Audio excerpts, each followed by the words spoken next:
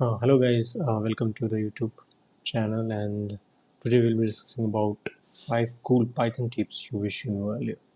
So without further ado, let's get started with some of the cool tips. The first one I think is finding out most frequent elements given in a list or dictionary. So these are most common data structures which are encountered in day-to-day life of programmers, and the cool and the elegant way to extract the most frequent element is using some inbuilt function with a little bit of a twist. As you can see, the first one, um, I have a test list and it has some random elements, some repeated ones, and I want to find out an element with most occurring frequency. Now, instead of doing an iteration over all the elements, what I did is I just figure out the max over the set of elements and pass the key parameter, which will allow my function to find out maximum based on this condition. And our condition is basically the frequency. That's why I have added test.count, which is basically taking into consideration the frequency of elements in the list. Same goes with dictionary, but a little bit of twist where you have to pass the values as a list and you can find out the maximum. Obviously, there is some different ways and some inbuilt functions in Python which can do the same, but this is the most elegant and the most, I think, the clean way to do so. Moving on to the next, lambda function. I cannot stress enough how much important this function is in terms of programming in Python. When you are writing some complex code and you have some small functions, lambda function acts as a clean and nice way to wrap your functionality in a single line. Now what here I did is I wrapped around a function to calculate area around a single lambda function which takes width and height as input. As you can see, area is my function and I just pass those parameters as input to calculate the area. Third, assigning list values to a variable. Now assume a situation where you have a list and you have n number of elements in that list. But what you have to do is sort of split that list and assign variables inside it into some variables which you want to use further in your code, or some pass it to some different functions altogether. Now what instead I did here is I used the splitting functionality of lists, which can be sort of unraveled or unlisted into two parts, which are my variables.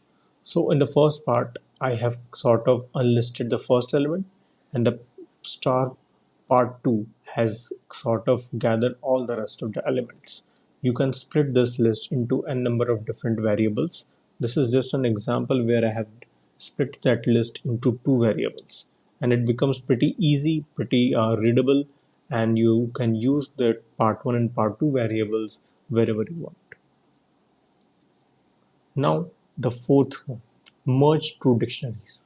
So this is also quite complex and quite very frequently used sort of functionality in day-to-day life. I have two dictionaries and I have to merge it to create a third dictionary.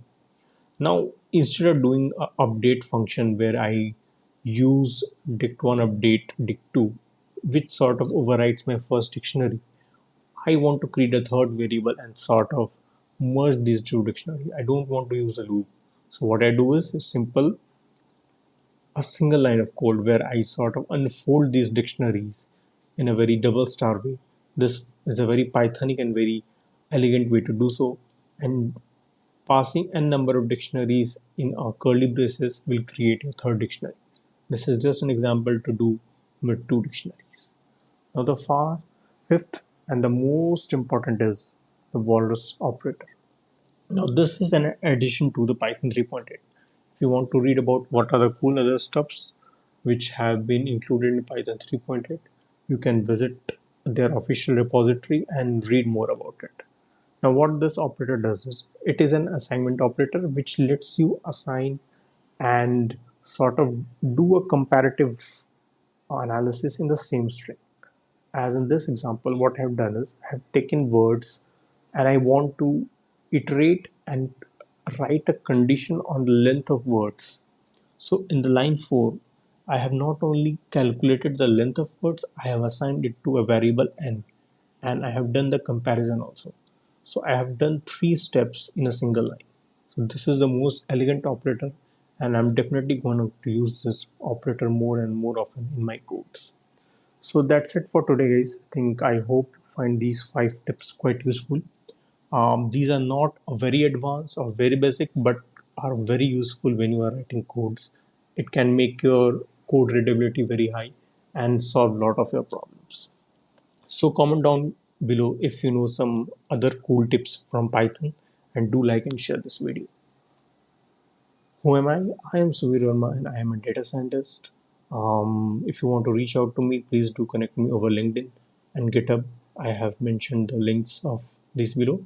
Also, all the references of these videos will be mentioned in the description below. Thank you for watching our video. Please like, subscribe, and comment down below.